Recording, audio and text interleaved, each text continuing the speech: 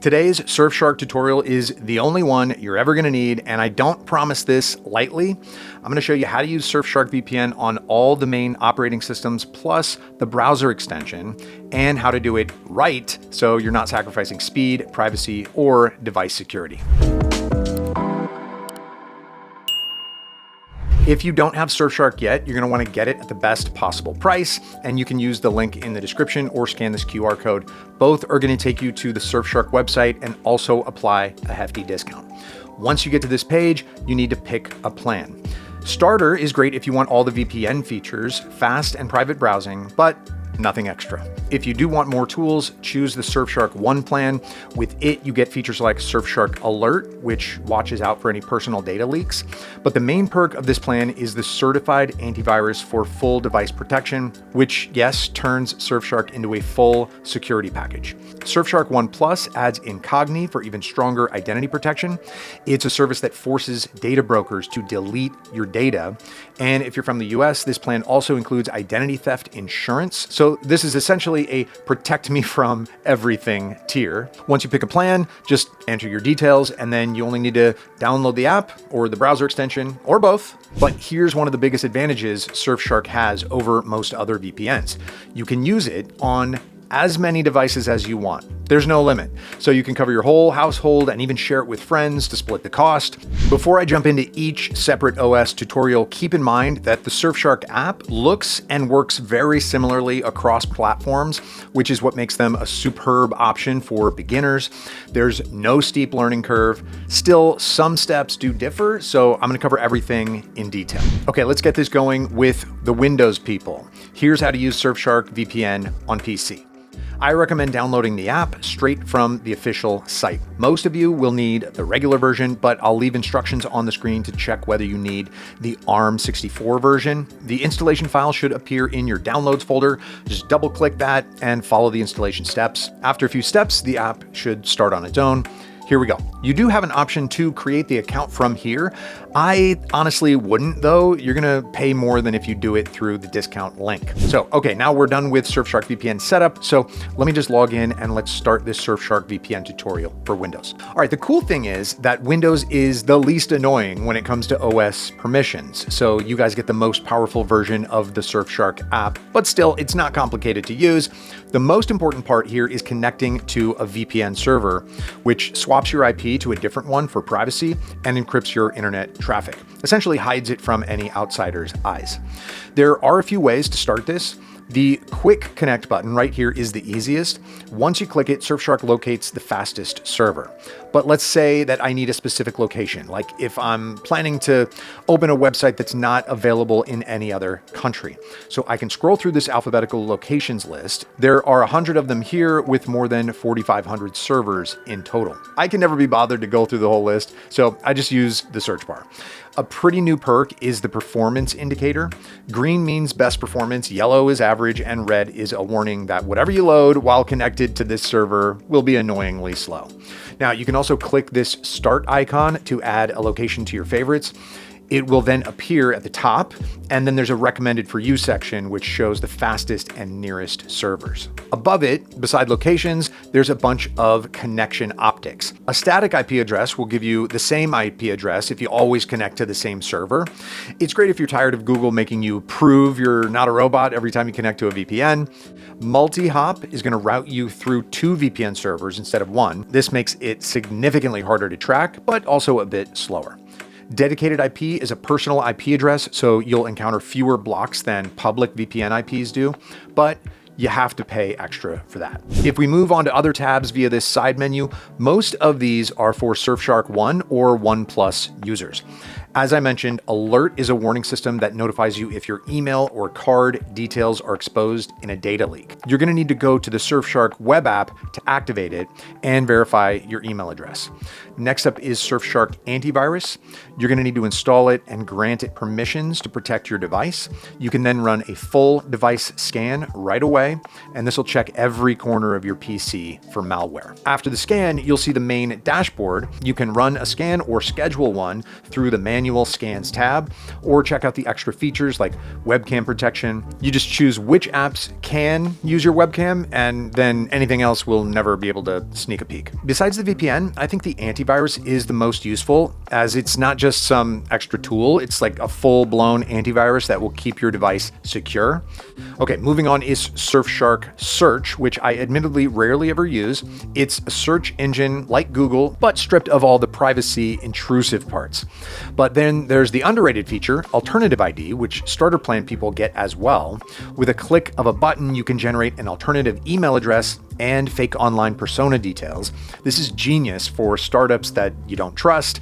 Just give them the fake email and it's going to forward everything to you, but you can nuke it anytime if they start spamming you. Okay, let's move on to the settings tab. You're going to see a lot of things here, but most of it is just extra info or cosmetic changes, like in app settings. You can adjust notifications or enable dark mode. Everything is nicely explained, so I don't want to overload you with details that you won't remember.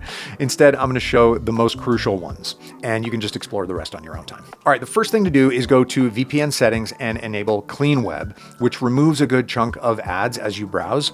Over here is the kill switch. It cuts off my device's internet if a VPN ever disconnects so that my IP doesn't leak. But honestly, Surfshark has one of the most stable connections that I've encountered, so literally, I can't remember the last time this kicked in. If you do have connection troubles, here you can try changing the connection protocol, the thing that powers the VPN connection.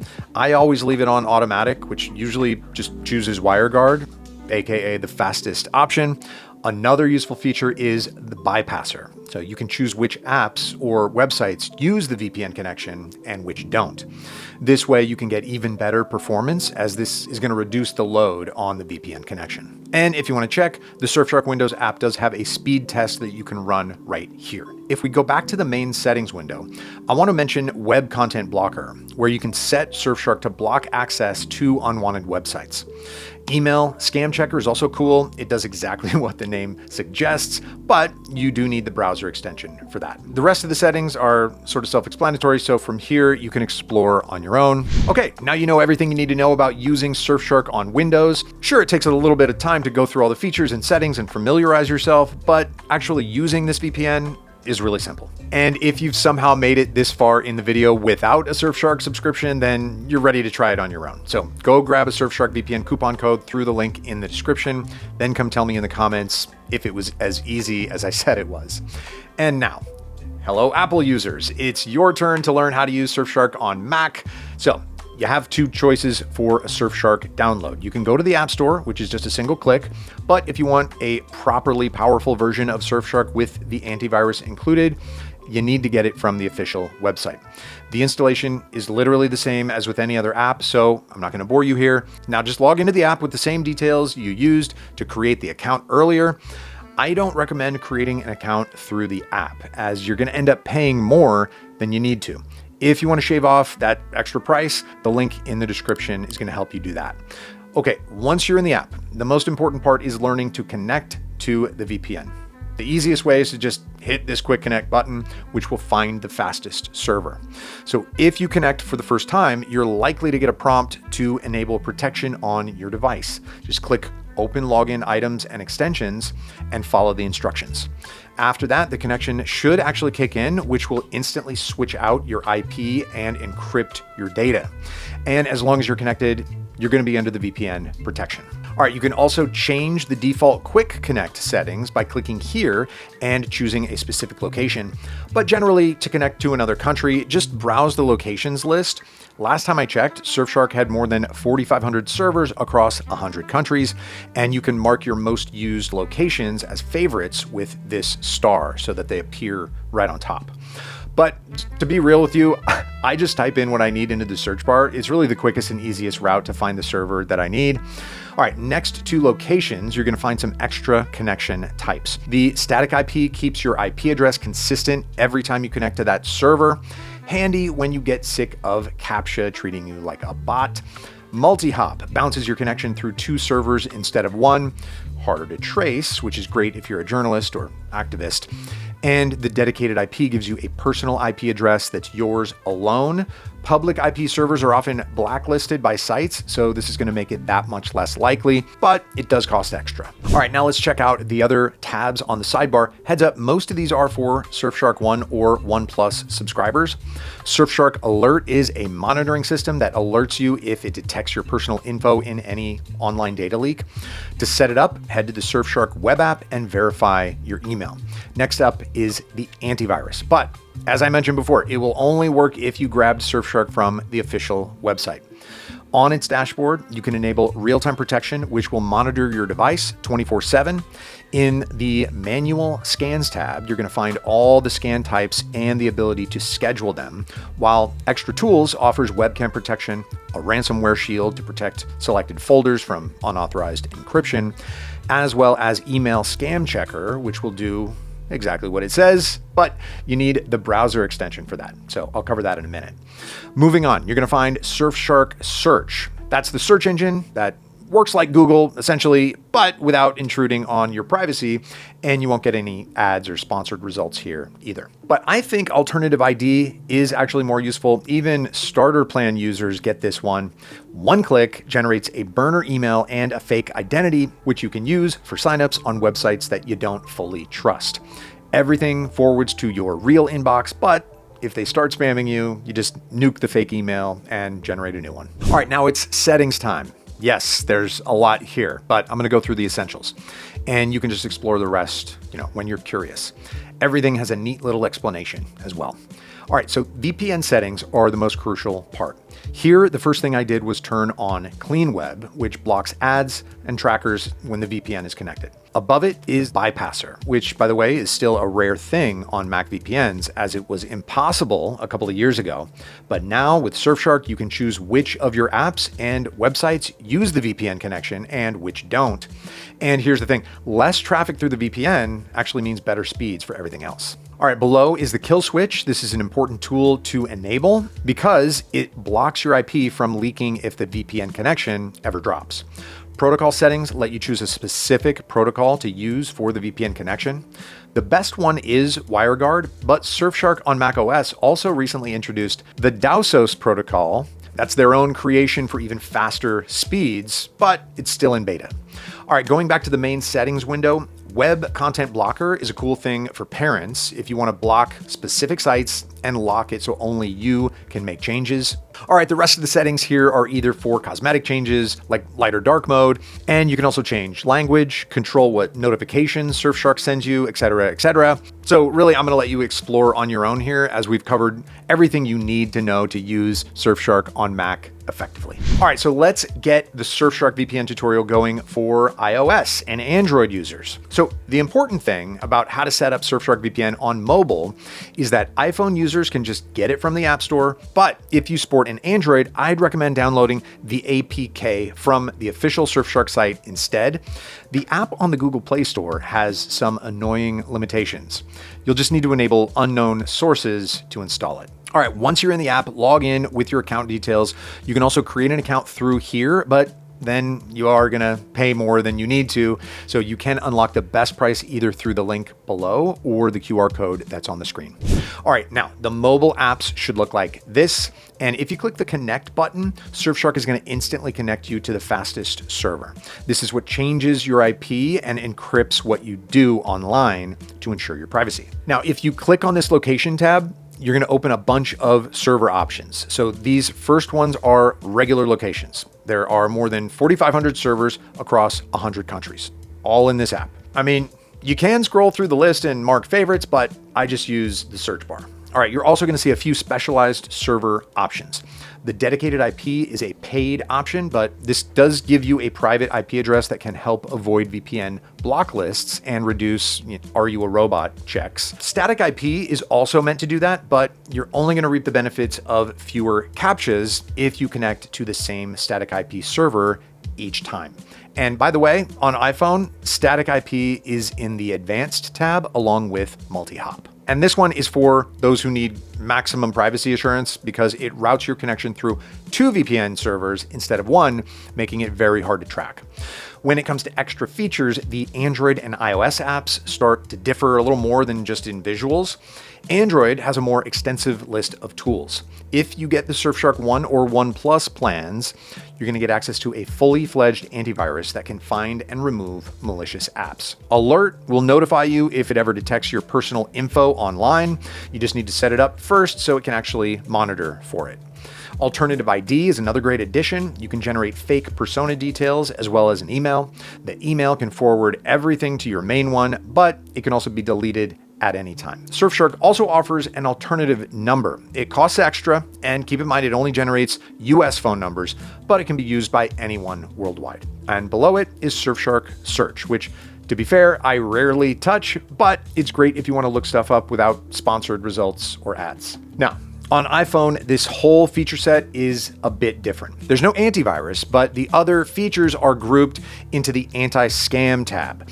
This includes all the alternative ID benefits that I mentioned, and then there's an unsafe site blocker, as well as dark web monitoring, aka Surfshark Alert, that I just showed you in the Android app. As for settings, they're pretty similar in both apps.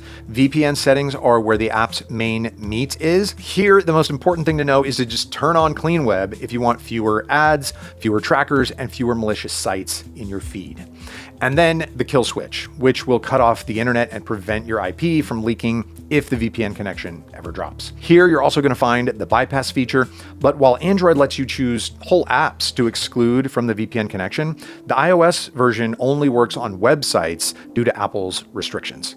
And since we're talking about Android, another unique feature for you guys is GPS override, which lets you trick some apps into thinking that you're physically at the VPN's server's location. All right, from this point on, I can let you explore the mobile apps on your own. I mentioned all the crucial parts, so the rest is just completely optional and self-explanatory as well, because all the settings have really clear descriptions. However, there's one more distinct Surfshark app that I do want to show you how to use, and it also happens to house my favorite Surfshark feature. I'm talking about the browser extension. All right, you can get it for Chrome, Firefox, and Edge. If you go to the download page on the official site, Surfshark is going to direct you to the extension stores, and then it's just a click away. But the extension is not a full app. It will only protect traffic within your browser, okay? Not across your whole device. However, it looks pretty much identical to the Windows and Mac apps. I recommend you watch one of those tutorials before jumping into this part. Here, I want to focus on what the extension can do for you besides being more convenient to access. So to me, the best part of it is the ad blocker. It doesn't matter if you already turned on the one in Windows or the Mac app, leave that be. It does some of the heavy lifting. But if you also turn this on, you're going to get the best ad blocker experience. It's really effective at getting rid of cookie pop-ups too, which is a major sanity saver for me. Okay, now we can go to settings where you're going to find the email scam checker. Enabling this is going to add a widget to your Gmail app. Surfshark won't have access to your emails, but if you click on this button while reading one, Surfshark is going to be able to check if the email is a scam or not. It's great, especially since scams are getting just so much more convincing than Nigerian princes back in my day. All right, back in the main settings, you'll also find data breach and malware alerts for websites for extra safety when browsing, as well as the option to add websites to a bypass list so that they wouldn't be affected by the VPN or the ad blocker. And that's the main gist of the extension. I mostly use it for streaming libraries and for the ad blocker part, and I highly recommend it, really. But for full privacy protection, the actual Surfshark apps are still necessary as they shield all device traffic. And would you look at that? You made it all the way here and learned how to use Surfshark, but you know what they say, practice makes perfect. So grab a discount from the description, get that Surfshark app and start using it. You don't need to watch any other Surfshark tutorials. You're ready. Good luck.